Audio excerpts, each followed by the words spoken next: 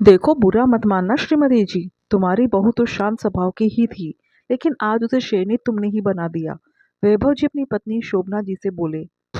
हाँ हाँ, अब तुम भी सुना दो। बहू तो सुनाकर चली ही गई है, जैसे मैं इस घर में सबकी दुश्मन बनी बैठी हूँ। क्या हम बुजुर्ग छोटों को कुछ कह भी नहीं सकते? शोभना जी उल्टा सवाल करते हुए बोली। कह सकते हैं, बिल्कुल कह सकते हैं। एक बार नहीं 10 बार कह सकते हैं। लेकिन कहने का भी एक तरीका होता है। जब तुम सामने वाले को सुनना ही नहीं चाहो तो वो भी क्या करेगा? एक दिन तो सामने होकर उसे बोलना ही पड़ेगा। वैभव जी ने कहा। उनकी बात सुनकर शोभना जी ने कुछ नहीं कहा, पर वैभव जी ने अपना बोलना जारी रखा। आखिर बहू भी कब तक सुनती? अपनी बेटी के आगे तुम उसको दबाती ही रहोगी तो पलटकर जवाब तो एक ना एक दिन वो भी देगी ही ना। वैभव जी इतना कुछ बोल गए, लेकिन शोभना जी बिल्कुल चुप थी।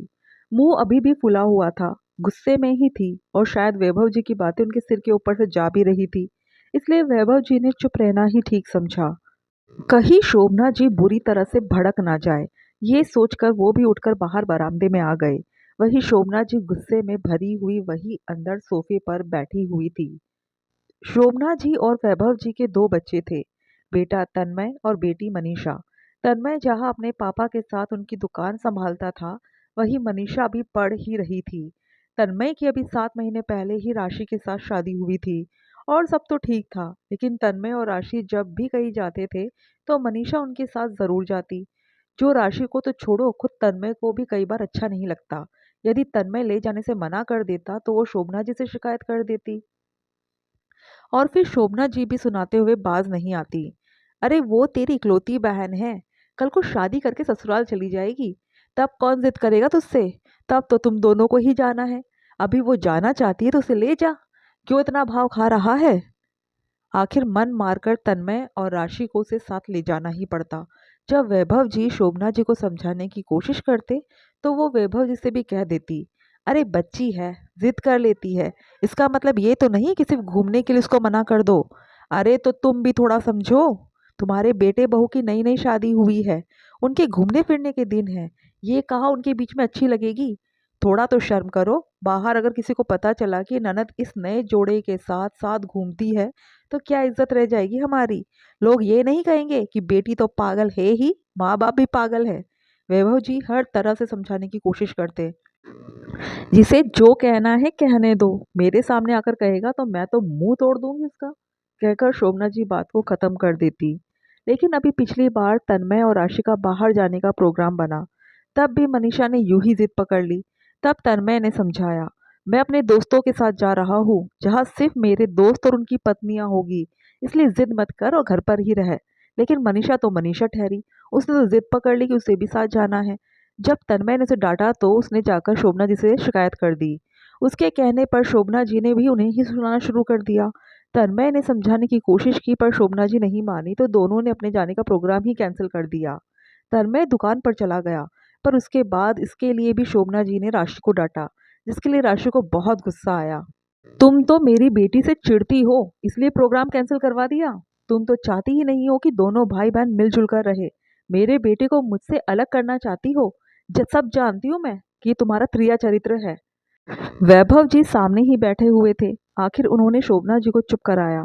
अब ससुर जी के सामने क्या ही बोले, वो तो आखिर उन्हीं का पक्ष ले रहे थे। इसलिए राशि चुप रह गई।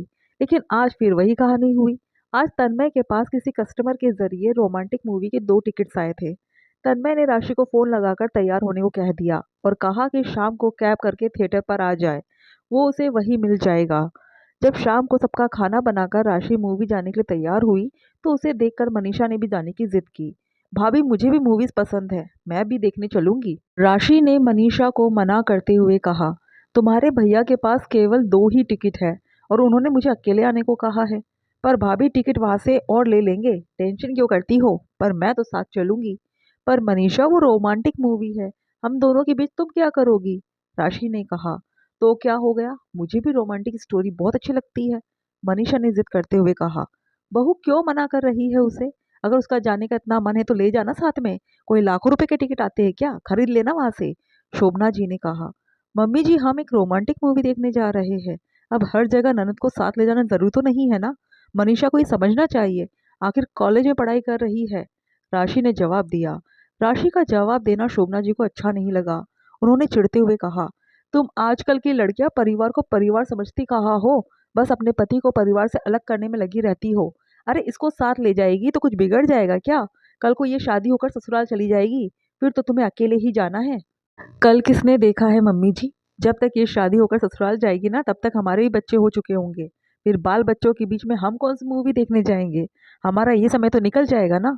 अगर मनीषा नहीं जाएगी तो तू भी नहीं जाएगी, बस कह दिया मैंने। मुझे मेरे घर में लड़ाई झगड़ा नहीं चाहिए। शोभना जी राशि से बोली, मम्मी जी मैं तो जा रही हूँ, आपके बेटे वहां मेरा इंतजार कर रहे हैं। राशि शोभना जी के जवाब का इंतजार किए बगैर ही वहां से चली गई। बस तब से शोभना जी चिड़ी हुई सी बैठी थी। वैभव जी ने समझाने की कोशिश कर ली लेकिन वो समझने को तैयार नहीं थी। उन्हें लगा था कि बेटे बहू आकर मनाएंगे, पर ऐसा कुछ भी नहीं हुआ।